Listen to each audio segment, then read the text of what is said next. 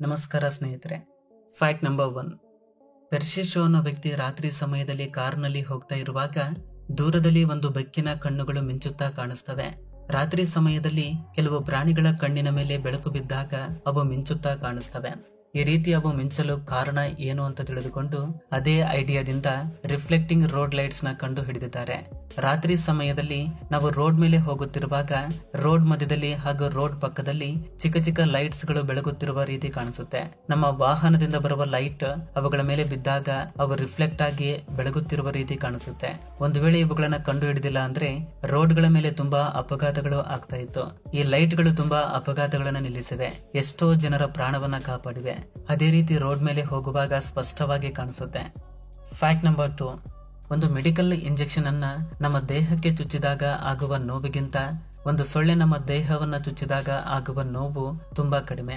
ಈ ರೀತಿ ಆ ಸೊಳ್ಳೆಗೆ ಇರುವ ಮೂತಿಯನ್ನ ಆಧಾರವಾಗಿಟ್ಕೊಂಡು ಮುಂಬರುವ ದಿನಗಳಲ್ಲಿ ಚುಚ್ಚಿದರೂ ನೋವಾಗದಂತಹ ಇಂಜೆಕ್ಷನ್ಸ್ ಗಳನ್ನ ತಯಾರು ಮಾಡ್ತಾ ಇದ್ದಾರೆ. ಸಕ್ಕರೆ ಕಾಯಿಲೆ ಇರುವವರು ಪ್ರತಿದಿನ ಇಂಜೆಕ್ಷನ್ ಚುಚ್ಚಿಕೊಂಡು ಇನ್ಸುಲಿನ್ ಅವರ ದೇಹಕ್ಕೆ ಹಾಕೊಳ್ತಾರೆ. ಅಂತವರಿಗೆ ಇದು ತುಂಬಾ ಯೂಸ್ ಆಗುತ್ತೆ. Fact number 3. ನಾವು ಸಾಮಾನ್ಯವಾಗಿ ಒಳ್ಳೆಯ ವಾಸನೆಗೆ ಚೆನ್ನಾಗಿ ಅಟ್ರಾಕ್ಟ್ ಆಗ್ತೇವೆ. ಬಿರಿಯಾನಿ ವಾಸನೆ ಬಂದ್ರೆ ಅದನ್ನ ತಿನ್ಬೇಕು ಅನ್ಕೊಳ್ತೇವೆ, ಆದ್ರೆ ಕೆಟ್ಟ ವಾಸನೆ ಬಂದ್ರೆ ಮಾತ್ರ ಅಲ್ಲಿಂದ ಓಡೋಗ್ತೀವಿ. ಆದ್ರೆ ನಿಮ್ಗೆ ಈ ವಿಷಯ ಗೊತ್ತಾ, ನಮ್ಮ ಮೂಗು ಎಷ್ಟು ವಾಸನೆಗಳನ್ನ ಗುರುತಿಸಬಲ್ಲದು ಅಂತ? ಮಾನವನ ಮೂಗು 1 ಟ್ರಿಲಿಯನ್ ಅಂದ್ರೆ ಲಕ್ಷ ಕೋಟಿಗಳಷ್ಟು ವಾಸನೆಗಳ ಮಧ್ಯೆ ಇರುವ ಬದಲಾವಣೆಗಳನ್ನ ಗುರುತಿಸಬಲ್ಲದು. Fact number 4. ನಮ್ಮೆಲ್ರಿಗೂ ಗೊತ್ತಿರುವಂತೆ ಕೊರೋನಾ ಬಂದಾಗಿನಿಂದ ಬಳಸಿ ಬಿಸಾಡಿದ PPE ಕಿಟ್ಸ್, ಮಾಸ್ಕ್, ಇನ್ನಿತರ ವೇಸ್ಟ್ ಟನ್ ಗಟ್ಲೆ ಬಿದ್ದಿದೆ. ಈ ವೇಸ್ಟ್ ನ ಸರಿಯಾಗಿ ಹ್ಯಾಂಡಲ್ ಮಾಡಿಲ್ಲ ಅಂದ್ರೆ ತುಂಬಾ ಸಮಸ್ಯೆಗಳು ಬರುತ್ತೆ.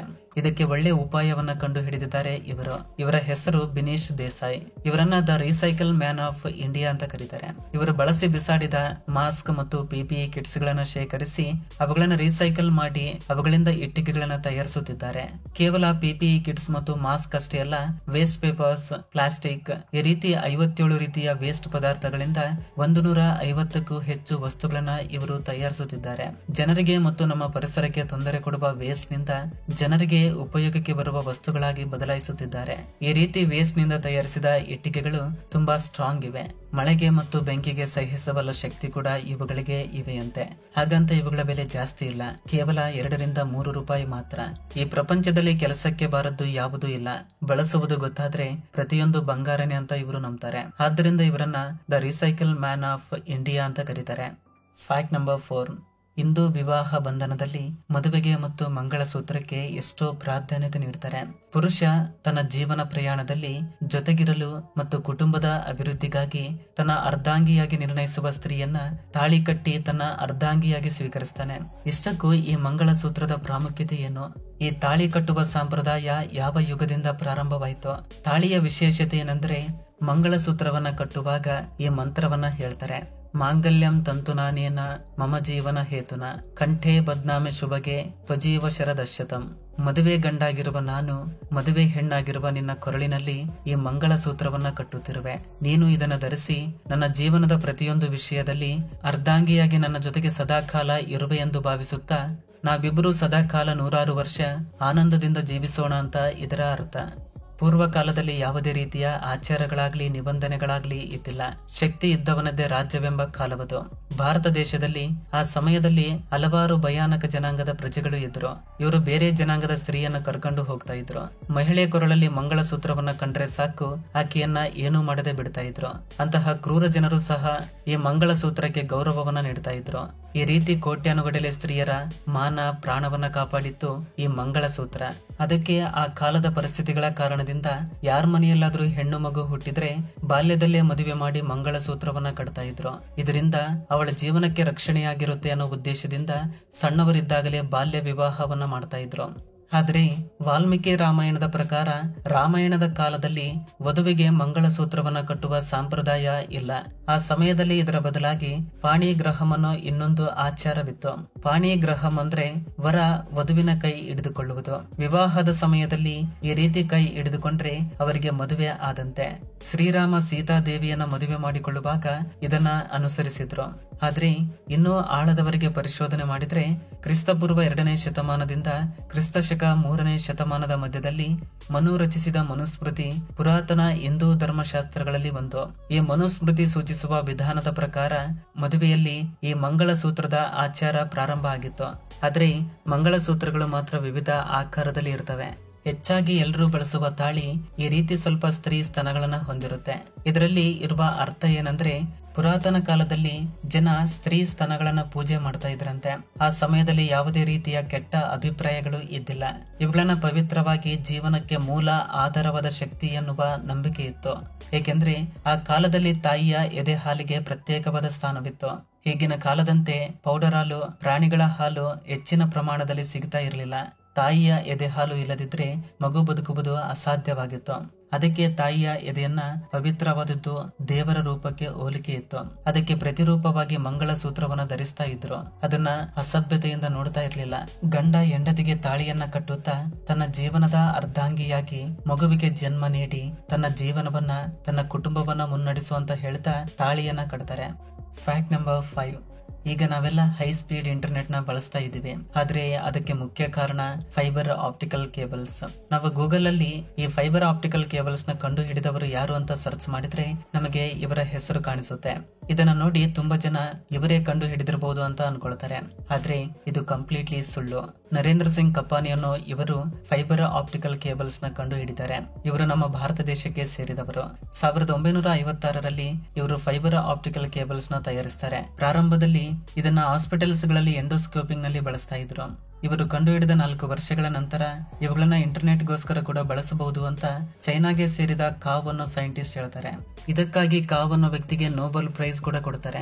ಆದ್ರೆ ಇದನ್ನ ಕಂಡುಹಿಡಿದಿದ್ದು ಮಾತ್ರ ನಮ್ಮ ದೇಶಕ್ಕೆ ಸೇರಿದ ನರೇಂದ್ರ ಸಿಂಗ್ ಕಪಾನಿ. ಇವರ ಹೆಸರಿನ ಮೇಲೆ ಇದುವರೆಗೂ 100ಕ್ಕಿಂತ ಹೆಚ್ಚು ಪೇಟೆಂಟ್ಸ್ ಗಳು ಇದಾವೆ. ಭಾರತ ಸರ್ಕಾರ ಇವರ ಸಾಧನೆಗೆ ಪದ್ಮ ವಿಭೂಷಣ ಕೊಟ್ಟು ಗೌರವಿಸಿದೆ. ಇದು ಹೇಗಿದೆ ಅಂದ್ರೆ, ನಾನು ಬಾಲ್ ಕಂಡು ಹಿಡಿದ್ರೆ ಪಕ್ಕದ ಮನೆ ಹುಡುಗ ಆ ಬಾಲ್ ನಿಂದ ಲಗೋರಿ ಆಡಬಹುದು ಅಂತ ಹೇಳ್ತಾನೆ. ಅದಕ್ಕೆ ಅವನಿಗೆ ಪ್ರಶಸ್ತಿ ಕೊಟ್ರು, ನನ್ನ ಮರೆತೇ ಬಿಟ್ರು. ಇಷ್ಟೇ ಅಲ್ಲ, ಇನ್ನೂ ತುಂಬಾ ರೀತಿಯಲ್ಲಿ ನಮ್ಮ ದೇಶಕ್ಕೆ ಮೋಸ ಆಗಿವೆ. Fact number 6.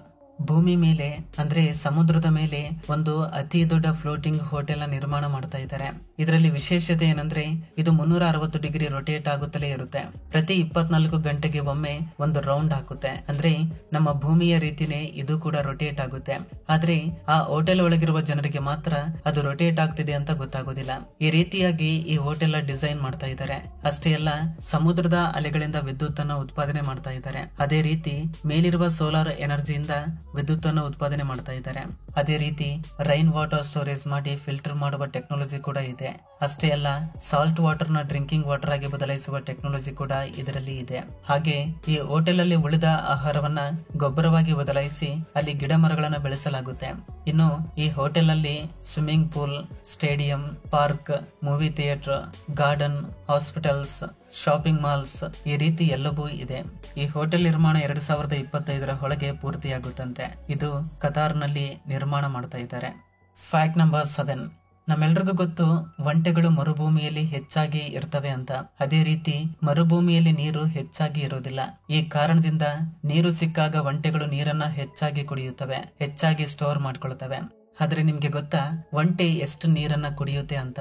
ಒಂಟೆಗಳು ಕೇವಲ 10 ನಿಮಿಷಗಳಲ್ಲಿ 1 ಲೀಟರ್ ಅಲ್ಲ, 2 ಲೀಟರ್ ಅಲ್ಲ, ಸುಮಾರು 130 ಲೀಟರ್ನಷ್ಟು ನೀರನ್ನ ಕುಡಿಯುತ್ತವೆ. ಇದರಿಂದ ಮರುಭೂಮಿಯಲ್ಲಿ ನೀರು ಇಲ್ಲದಿದ್ರೂ ಹೆಚ್ಚು ದಿನ ಬದುಕಬಲ್ಲವು. 130 ಲೀಟರ್ ನೀರಂದ್ರೆ ಅದು ಸಾಮಾನ್ಯ ವಿಷಯವಲ್ಲ. Fact number 8. ಮಾನವರು ಅಂತರಿಕ್ಷವನ್ನ ಅಧ್ಯಯನ ಮಾಡಲು ಮ್ಯಾಪ್ಸ್ಗಾಗಿ, ಇಂಟರ್ನೆಟ್ಗಾಗಿ, ಈ ರೀತಿ ತುಂಬಾ ವಿಷಯಗಳಿಗಾಗಿ ಮಾನವ ಅಂತರಿಕ್ಷಕ್ಕೆ ಸ್ಯಾಟಲೈಟ್ಸ್ ನ ಕಳಿಸ್ತಾನೆ. ಈ ರೀತಿ ಭೂಮಿಯ ಸುತ್ತ ತುಂಬಾ ಸ್ಯಾಟಲೈಟ್ಸ್ ಗಳು ಸುತ್ತುತ್ತಿವೆ. ಅಲ್ಲಿ ಎಷ್ಟು ಸ್ಯಾಟಲೈಟ್ಸ್ ಗಳಿವೆ, ಇವುಗಳಲ್ಲಿ ಎಷ್ಟು ಆಕ್ಟಿವ್ ಆಗಿವೆ, ಎಷ್ಟು ಇನ್ಆಕ್ಟಿವ್ ಆಗಿವೆ ಅಂತ ನಿಮ್ಗೆ ಗೊತ್ತಾ? 2021ರಲ್ಲಿ ಮಾಡಿದ ಸರ್ವೆ ಪ್ರಕಾರ ನಮ್ಮ ಭೂಮಿಯ ಸುತ್ತ ಟೋಟಲ್ ಆಗಿ 6542 ಸ್ಯಾಟಲೈಟ್ಸ್ ಗಳು ಇದಾವೆ. ಅವುಗಳಲ್ಲಿ 3372 ಸ್ಯಾಟಲೈಟ್ಸ್ ಗಳು ಆಕ್ಟಿವ್ ಆಗಿವೆ. ಉಳಿದ 3170 ಇನ್ಆಕ್ಟಿವ್ ಸ್ಯಾಟಲೈಟ್ಸ್ ಗಳು ಇದಾವೆ. ಈ ಇನ್ಆಕ್ಟಿವ್ ಆಗಿರುವ ಸ್ಯಾಟಲೈಟ್ಸ್ ಗಳನ್ನ ವಿಜ್ಞಾನಿಗಳು ಸ್ಪೇಸ್ ಜಂಕ್ ಅಂತ ಕರೀತಾರೆ. ಇವುಗಳಿಂದ ಆಕ್ಟಿವ್ ಆಗಿರುವ ಸ್ಯಾಟಲೈಟ್ಸ್ ಗೂ ಕೂಡ ತುಂಬಾ ತೊಂದರೆ ಆಗುತ್ತೆ. ಇವುಗಳಿಂದ ಪ್ರತಿ ವರ್ಷ ಯಾವುದಾದ್ರೂ ಒಂದು ಸ್ಯಾಟಲೈಟ್ ಗೆ ಡ್ಯಾಮೇಜ್ ಆಗುತ್ತಲೇ ಇರುತ್ತಂತೆ. Fact number 9. ನೀವೆಲ್ಲ ನೋಡಿರಬಹುದು ಪೆನ್ಸಿಲ್ಸ್ ಹೆಕ್ಸಾಗನ್ ಶೇಪ್ ನಲ್ಲಿ ಇರ್ತವೆ ಅಂಡ್ ಪೆನ್ಸ್ ಸರ್ಕಲ್ ಶೇಪ್ ನಲ್ಲಿ ಇರ್ತವೆ. ಪೆನ್ಸಿಲ್ ನ ಹೆಕ್ಸಾಗನ್ ಶೇಪ್ ನಲ್ಲಿ ತಯಾರು ಮಾಡ್ಲಿಕ್ಕೆ ಕೆಲವು ರೀಸನ್ಸ್ ಇದಾವೆ. ಫಸ್ಟ್ ರೀಸನ್, ಹೆಕ್ಸಾಗನ್ ಒಂದು ಎಕ್ಸಲೆಂಟ್ ಶೇಪ್.